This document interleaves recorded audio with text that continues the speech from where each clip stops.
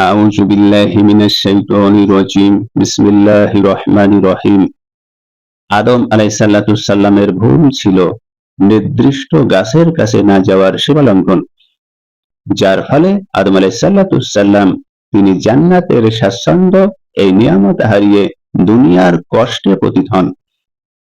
এটা ছিল নিজের প্রতি জুলুম, আর এই জুলুম হলো নিজের সীমালঙ্ঘন করে নিজেকে ধ্বংসের দিকে ঠেলে দেয়া। এটা হলো আপনার প্রশ্ন। আমরা বর্তমানের মানুষ প্রধানত নিচের কাজগুলোর মাধ্যমে নিজেদের উপরে জুলুম করছি এবং এর পরিণতি দুনিয়া ও আখেরাতের ক্ষতির কারণ হচ্ছে। আসুন আমরা জুলুমের ধারাবাহিকতা নিয়ে সংক্ষিপ্ত রেফারেন্স দেওয়ার চেষ্টা করি ইনশাআল্লাহ। জুলুম কার বলে? জুলুমের পরিণতি কি হতে পারে? 1 নম্বর জুলুম হলো আল্লাহর সাথে শরীক স্থির করা, যা আকীদার বিপর্যয় ঘটে। এই শিরক ও আকীদার বিপর্যয় হলো আল্লাহর দৃষ্টিতে আল্লাহর নির্দেশিত পথ ছেড়ে দিয়ে সৃষ্টির ইবাদত করা, যেমন ঠাকুর পূজা, মূর্তি পূজা, টেবিল পূজা, বৃক্ষ পূজা, চন্দ্র পূজা, সূর্য পূজা, নক্ষত্র পূজা, বায়ুমণ্ডল পূজা, এইভাবে যত রকমের পূজা আছে, এটা হলো শিরক, আকীদার বিপর্যয়। আল্লাহর নির্ধারিত পথ ছেড়ে সৃষ্টির ইবাদত করা, এটা হলো জুলুম। কবর পূজা করা, তাবিজ কবজের উপরে পূর্ণ নির্ভরশীলতা হওয়া, আর এইগুলো করার মাধ্যমে যে ক্ষতিগুলো হয়, এই ক্ষতিগুলো হলো সবচাইতে বড় জুলুম। আল্লাহর রহমত থেকে সম্পূর্ণ নিরাশে যাওয়া এবং চিরস্থায়ী জাহান্নামের শাস্তির দিকে নিয়ে আসা। কোরআনুল কারিমে আল্লাহ রাব্বুল আলামিন তিনি আরো বলেছেন যে, আর সেটা আছে সূরা লোকমান আয়াত নাম্বার 13-তে বলা হয়েছে যে, নিশ্চয়ই শিরক হচ্ছে সবচাইতে বড় জুলুম। তাহলে আল্লাহর সঙ্গে শরীক করার কয়েকটি ধাপ এখানে আছে। 1 নম্বর ধাপ হলো আল্লাহর নির্দেশিত পথ ছেড়ে দিয়ে সৃষ্টির ইবাদত করা। আর আল্লাহর নির্দেশিত পথ হলো নবী রাসূলের দেখানো পথ, যে দাওয়া পৃথিবীতে এসেছে। এইটা ছেড়ে দিয়ে সৃষ্টির ইবাদত করা। আর সৃষ্টির ইবাদত বলতে বোঝায় কি? নক্ষত্র, চন্দ্র, সূর্য, বায়ুমণ্ডল, বৃক্ষলতা, অগ্নি এবং মূর্তি সহ টেবিল চেয়ার যাবতীয় সব ব্যক্তি পূজারী যা রাজনৈতিকভাবে সমর্থন পাওয়ার যোগ্য না, তারপরেও সমর্থন করা। এটা হলো আল্লাহর নির্দেশিত পথ ছেড়ে সৃষ্টির ইবাদত করা, এটা হলো শিরক। তার মধ্যে আছে কবর পূজা, তাবিজ কবচের উপরে পূর্ণ নির্ভরতা হওয়া এবং ভাগ্য গণনায় বিশ্বাস করা। এটি সবচাইতে বড় জুলুম, আল্লাহর সঙ্গে বড় শরীক স্থির করা, যা আল্লাহর রহমত থেকে সম্পূর্ণ নিরাশ হয়ে যাওয়া, চিরস্থায়ী জাহান্নামের শাস্তির ঠিকানা। এবার আসুন 2 নম্বর পয়েন্ট, জুলুমের ক্যাটাগরি।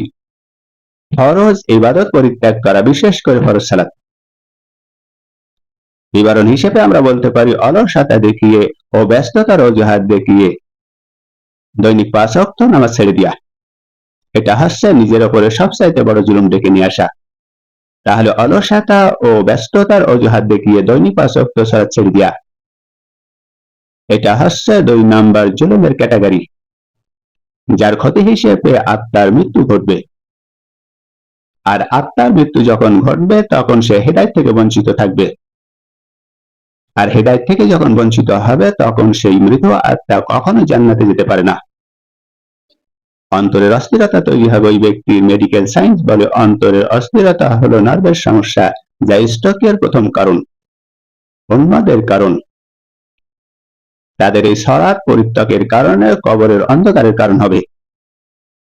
আল্লাহ পাক রব্বুল আলামিন তিনি ঘোষণা করেছেন যে, আর সেটা আছে সূরা মাইদা আয়াত নাম্বার 59, বলা হয়েছে যে, অতঃপর তাদের পরে এলো এক অপদার্থ অপরিবর্তীগণ, যারা নামাজ নষ্ট করলো এবং কুপবিত্তির অনুসরণ করলো, সুতরাং অচিরেই তারা গভীর গর্তে অর্থাৎ জাহান্নামের গভীর গর্তে পতিত হবে।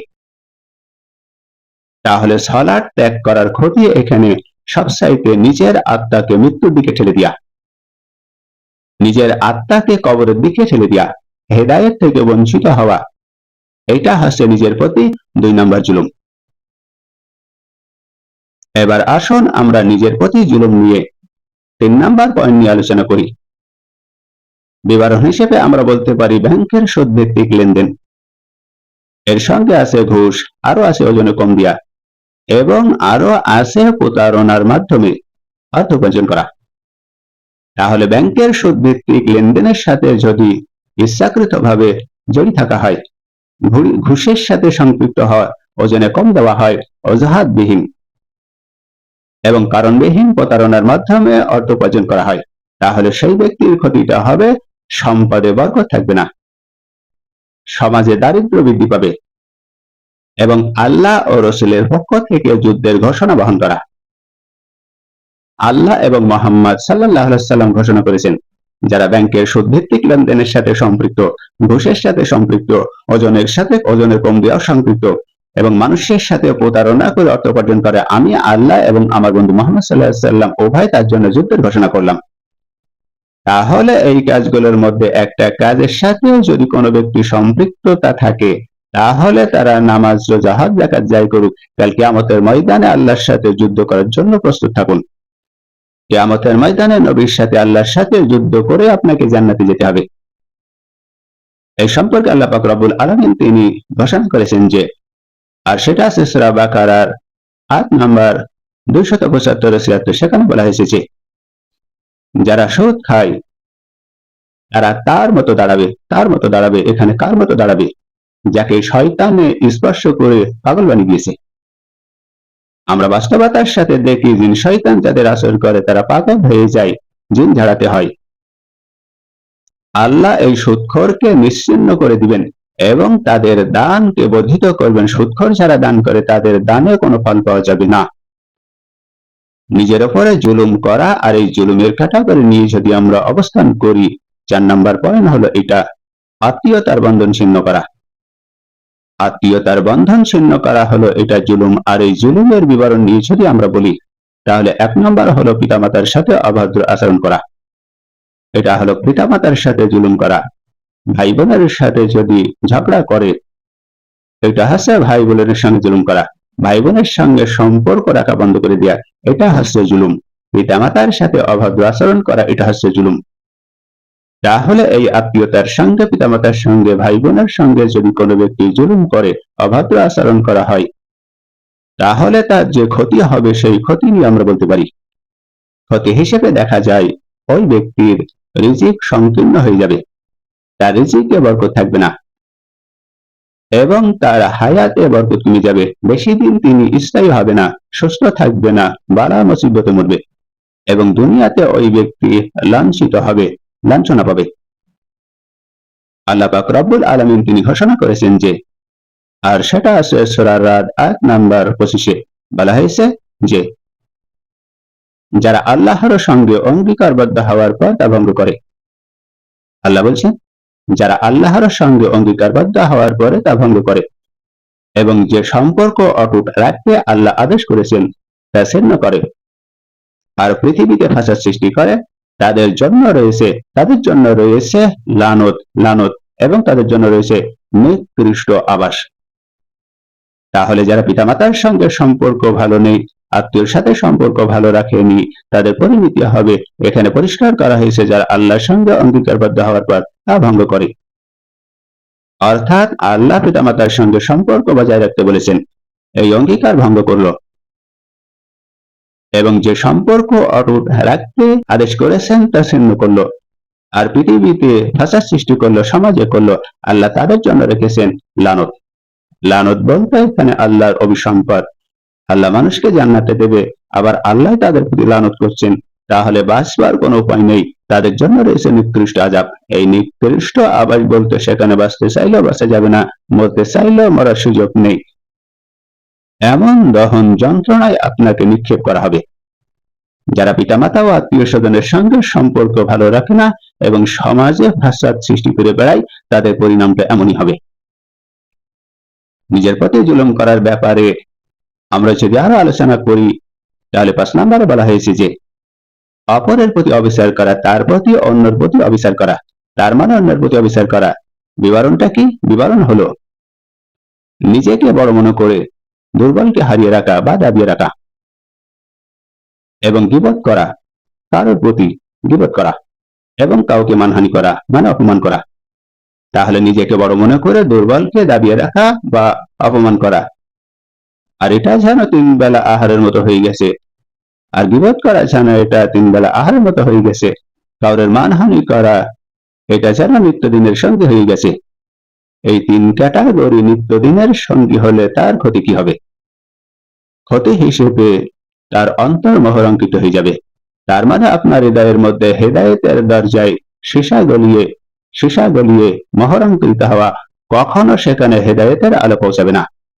যদি আপনি নিজেকে বড় মনে করে দুর্বলকে দাবিয়ে রাখেন, মানুষকে গীবত করেন আর মানহানি করেন, কিয়ামতের দিন আপনার নেকি নষ্ট হয়ে যাবে।